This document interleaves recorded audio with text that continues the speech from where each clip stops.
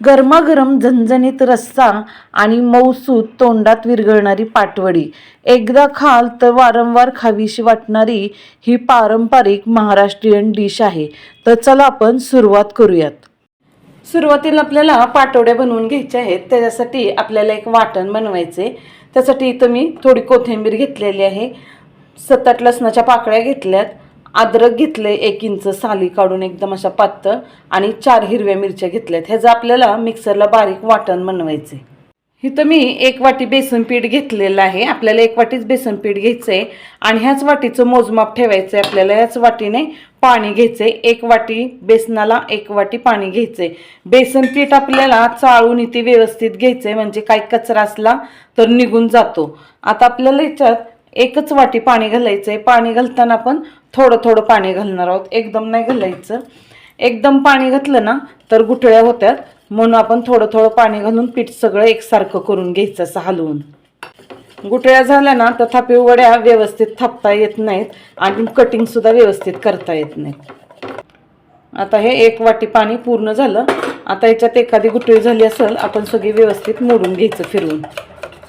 काही लोक काय करतात, कढईत आता 1 वाटी पाणी घेतलंय ना, 1 वाटी पाणी कढईत टाकून ते पाणी उकळलं की त्यात बेसन पीठ टाकतात. पण तसं टाकलं ना तर गाठी होत्यात, म्हणून असं बेसन पीठ आपण खाली गार पाणी घालून सगळं गाठी मोडून घ्यायच्या, म्हणजे व्यवस्थित वड्या बनवता येतात.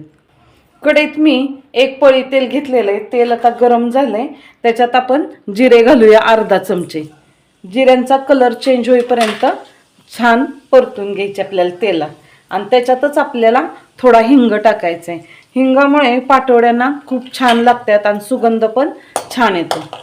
आता जिऱ्याचा कलर चेंज झालाय. आपण हे वाटण केलं तर त्याच्यात घालून घ्यायचं. गॅसची आच आपण कमीच ठेवलेली आहे. हे वाटण सगळं ह्याच्यात परतून घ्यायचं, कारण आपण कच्ची मिरची घातली ना, त्याच्यामुळे वाटण चांगलं परतून घ्यायचं गॅसची आच कमी करून, म्हणजे मिरचीचा कच्चेपणा सगळा मोड. छोटा 1 चमचा मीठ टाकायचं ह्याच्यात, आणि थोडी हळद घालायची 1/2 चमचा, म्हणजे पाटवडीचा कलर खूप छान येतो.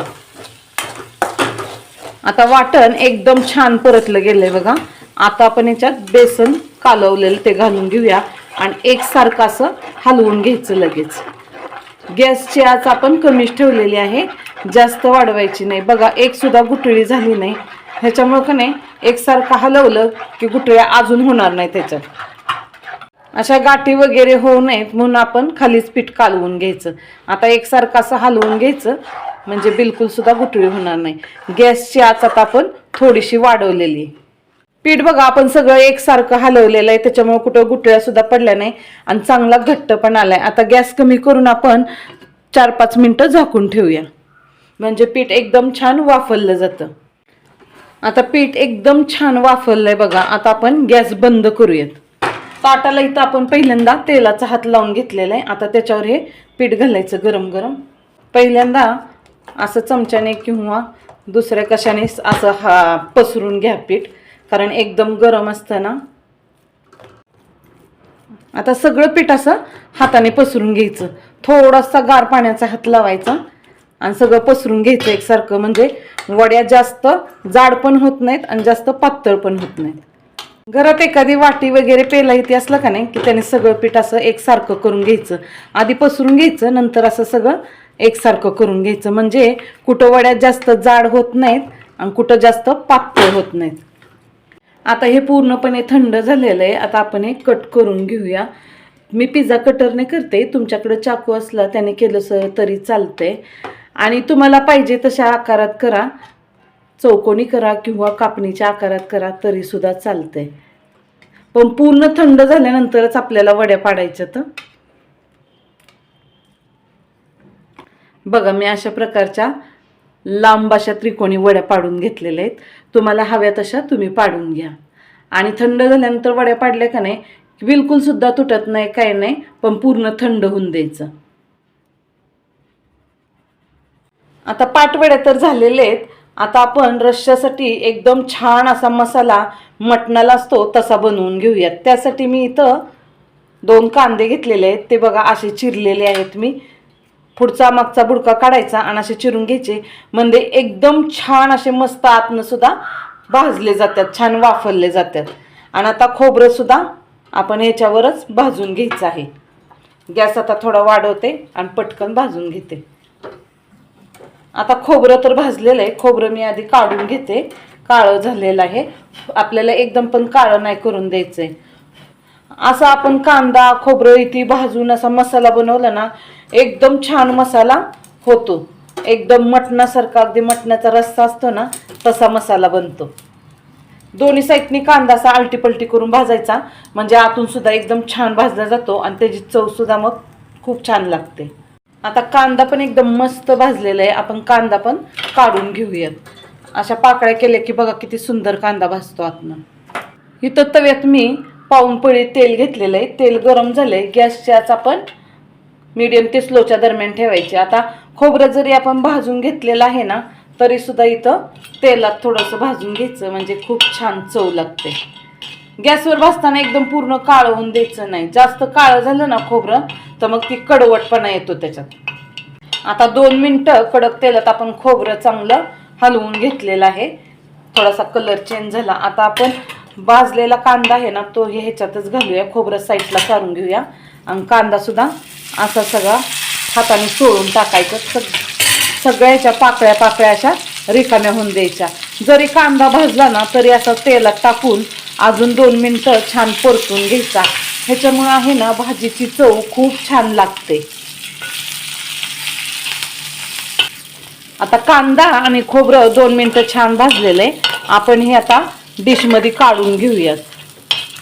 आपण याच्यात लसूण आणि अद्रक टाकून थोडा वेळ परतून घेऊया चांगलं. आपल्याला काही लसूणचा कलर वगैरे चेंज होऊन द्यायचा नाहीये. 2-3 मिनिटं चांगलासा परतून घेतला का नाही की भाजीत खूप छान चव येते. लसूण अद्रक आता तेलात छान आपण परतून घेतलेलं आहे बघा. आता याच्यात तीळ खसखस आणि जिरे आपण तिन्ही एकत्र टाकायचे आणि हलवून घ्यायचे 2-3 मिनिटं. गॅसची आच आपण कमीच ठेवलेली आहे, म्हणजे मसाले जळू नयेत. आता हे पण मसाले चांगले भाजलेले आहेत. आपण याच्यात आता कोथिंबीर नाही घालायची. तव्यात कोथिंबीर घातली की त्याचा कलर चेंज होऊन जातो. त्याच्यामुळे तव्यात नाही घालायची कोथिंबीर. आता आपण गॅस बंद करूया. सगळा भाजलेला मसाला थंड करून आपण मिक्सरच्या भांड्यात घातलेला आहे. आता आपण याच्यातच कोथिंबीर घालायची आणि मिक्सरला छान वाटण करून घ्यायची. पाण्याची गरज असली तर पाणी घालून थोडं थोडं वाटण करून घेऊया. आपण कढईत 2 पळी तेल घेतलेलं आहे मी. तेल तुमच्या आवडीनुसार कमी जास्त घ्या. तेल गरम झालंय. आता आपण हा मिक्सरला बारीक केलेला मसाला याच्यात घालून घेऊया.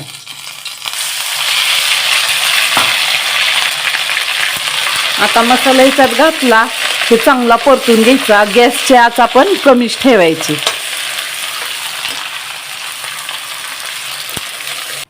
आता तेल सुटेपर्यंत मसाला चांगला भाजून घेतलाय. आपण आता त्याच्यात ड्राय मसाले घालूया.